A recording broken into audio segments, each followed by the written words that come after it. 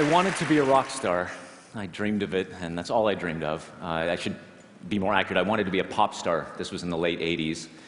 And mostly I wanted to be the fifth member of Depeche Mode or Duran Duran. They wouldn't have me. I didn't read music, but I played synthesizers and drum machines. And I grew up in this little farming town in northern Nevada, and I was certain that's what my life would be. And when I went to college at the University of Nevada, Las Vegas, when I was 18, I was stunned to find that there was not Pop Star 101 or even a degree program for that interest. And the choir conductor there knew that I sang and invited me to come and join the choir. And I said, yes, I would love to do that, sounds great. And I left the room and said, no way. The choir people in my high school were pretty geeky, and there was no way I was going to have anything to do with those people. And about a week later, a friend of mine came and said, listen, you've got to join choir. At the end of the semester, we're taking a trip to Mexico, all expenses paid, and the soprano section is just full of hot girls. And so I figured for Mexico and babes, I could do just about anything. And I went to my first day in choir, and I sat down with the basses and sort of looked over my shoulder here to see what they were doing. They opened their scores, the conductor gave the downbeat, and boom, they launched into the Kyrie from the Requiem by Mozart. And my entire life I had seen in black and white, and suddenly everything was in shocking Technicolor. The most transformative experience I've ever had in that single moment, hearing dissonance and harmony, and people singing, people together, this shared vision. And I felt for the first time in my life that I was part of something bigger than myself. And there were a lot of cute girls in the soprano section, as it turns out. I decided to write a piece for choir a couple of years later as a gift to this conductor who had changed my life. I had learned to read music by then, or slowly learning to read music. And that piece was published. And then I wrote another piece, and that got published. And then I started conducting, and I ended up doing my master's degree at the Juilliard School. And I find myself now in the unlikely position of standing in front of all of you as a professional classical composer and conductor. Well, a couple of years ago, a friend of mine emailed me a link, a YouTube link, and said, you have got to see this. And it was this young woman who had posted a fan video to me singing the soprano line to a piece of mine called Sleep. Hi, Mr. Eric Whitacre. My name is Britland Lucy, and this is a video that I'd like to make for you. Here's me singing Sleep. I'm a little nervous, just to let you know. If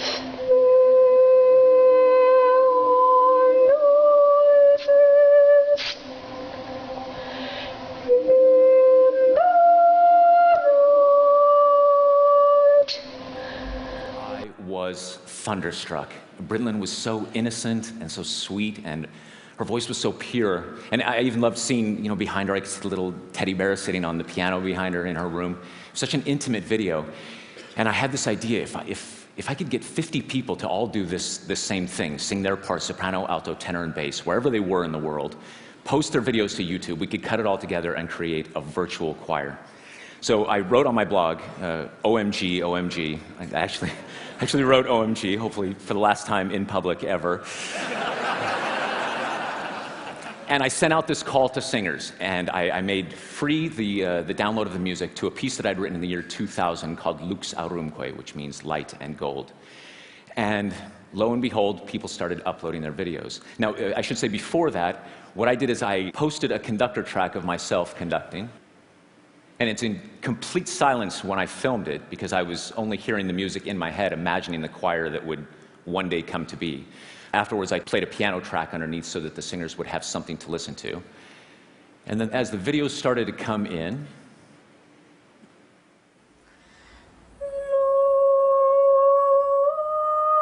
this is Cheryl Ang from Singapore.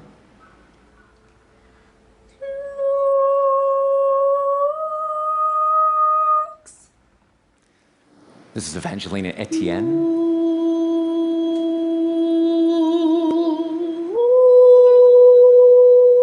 From Massachusetts.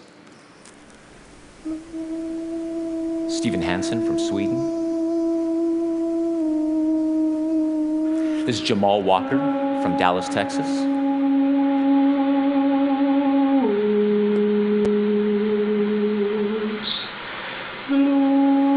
There was even a little soprano solo in the piece, and so I had auditions.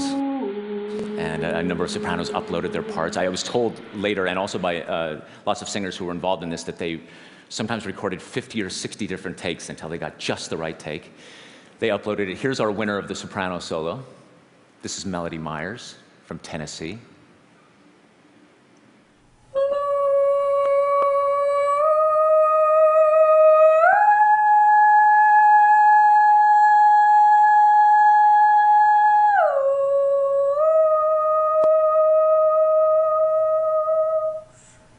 I love the little smile she does right up at the top of the note, like, yeah, no problem, everything's fine.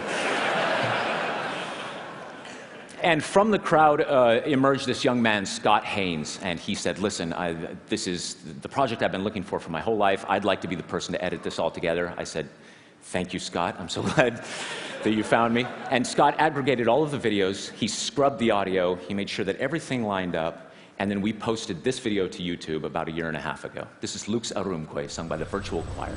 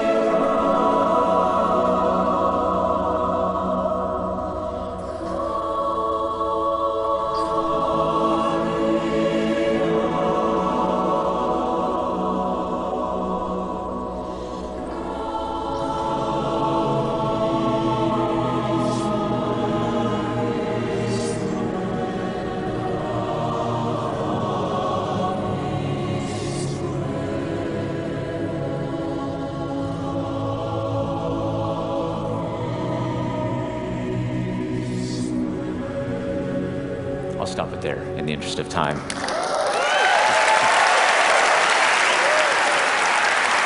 Thank you. No, thank you. Thank you. Thank you. So there's more. There's more. Thank you so much. And I had the same reaction you did. I actually was moved to tears when I first saw it. I just couldn't believe how the poetry of all of it. These souls all on their own desert islands, sort of sending electronic messages in bottles to each other. And the video went viral. We had 1 million hits in the first month, and it got a lot of attention for it. And because of that, then a lot of singers started saying, all right, what's Virtual Choir 2.0? And so I decided for Virtual Choir 2.0 that I would choose the same piece that Britlin was singing, Sleep, which is another work that I wrote in the year 2000, poetry by my dear friend Charles Anthony Silvestri. And again, I posted a conductor video, and we started accepting submissions. This time we got some more mature members. On my pillow, safe in bed. And some younger members. Upon my pillow, safe in bed. That's Georgie from England. She's only 9. Isn't that the sweetest thing you've ever seen? Someone did all 8 videos of bass, even singing the soprano parts. This is Bo Otten.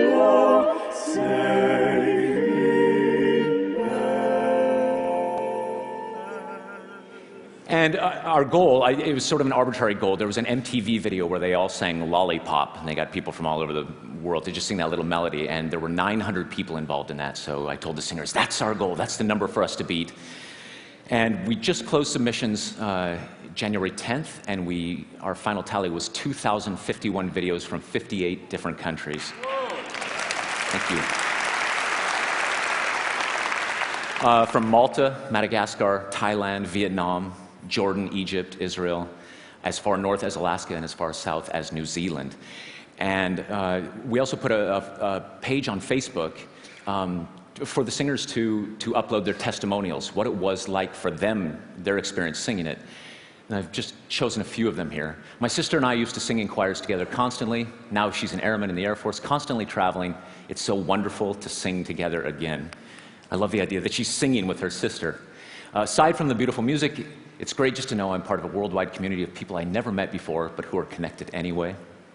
And my personal favorite, when I told my husband that I was going to be a part of this, he told me that I did not have the voice for it. Yeah, I'm sure a lot of you have heard that too. Me too. It hurt so much, and I shed some tears, but something inside of me wanted to do this despite his words. Is a dream come true to be part of this choir, as I've never been part of one. When I placed a marker on the Google Earth map, I had to go with the nearest city, which is about 400 miles away from where I live. As I am in the great Alaskan bush, satellite is my connection to the world. So 2 things struck me deeply about this. The first is that human beings will go to any lengths necessary to find and connect with each other. It doesn't matter the technology. And the second is that people seem to be experiencing an actual connection. It wasn't a virtual choir that there are people now online, they're friends, they've never met, but I know myself too, I feel this virtual esprit de corps, if you will, with all of them. I feel a closeness to this choir, almost like a family. What I'd like to close with then today is the first look at Sleep, Virtual Choir 2.0. This will be a premiere today. We're not finished with the video yet. You can imagine with 2,000 synchronized YouTube videos, the render time is just atrocious. But we do have the first 3 minutes, and it's a tremendous honor for me to be able to show it to you here first. You're the very first people to see this. This is Sleep, the virtual choir.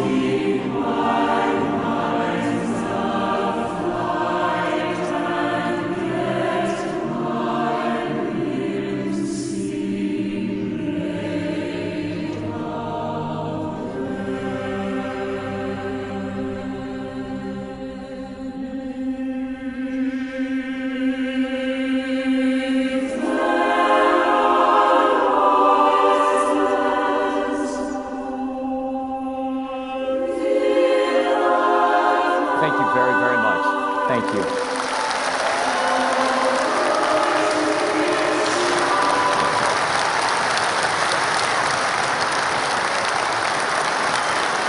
Thank you. Thank you. Thank you.